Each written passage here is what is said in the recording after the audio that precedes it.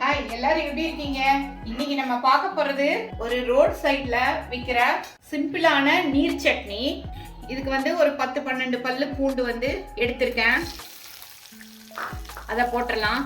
அப்புறம் சின்ன வெங்காயம் அதே மாதிரி ஒரு 20 பீஸ் இருக்கிற மாதிரி எடுத்திருக்கேன். அதையும் போட்டுடலாம். பச்சை மிளகா ஒரு 4 பச்சை மிளகா போட்டிருக்கேன். காரத்துக்கு காரத்துக்கு தகுந்த மாதிரி. அதே மாதிரி கருவேப்பிலை ஒரு கொத்து போட்டிருக்கேன். வறுபடுறதுக்காக கொஞ்சமா உப்பு போடுறேன்.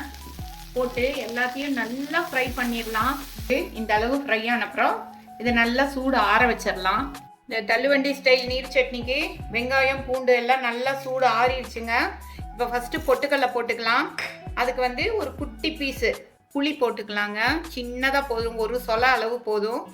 போட்டு அப்புறம் இது எல்லாமே ஒட்டா போட்டு நைஸாக அரைச்சிட்டோம்னா நம்மளோட சட்னி ரெடி. தள்ளுவண்டி ஸ்டைல் நீர் சட்னி நல்லா மிக்சியில் போட்டு நைஸாக அரைச்சி கொண்டு வந்தாச்சுங்க. இதுக்கு நல்லா தண்ணி ஊற்றி கலந்துடலாம். இதில் பாருங்க, நல்லா தண்ணி ஊற்றி கலந்தாச்சு. இது இப்படி தண்ணியாக இருந்தால் தான் இந்த சட்னி நல்ல டேஸ்ட்டாக இருக்குங்க.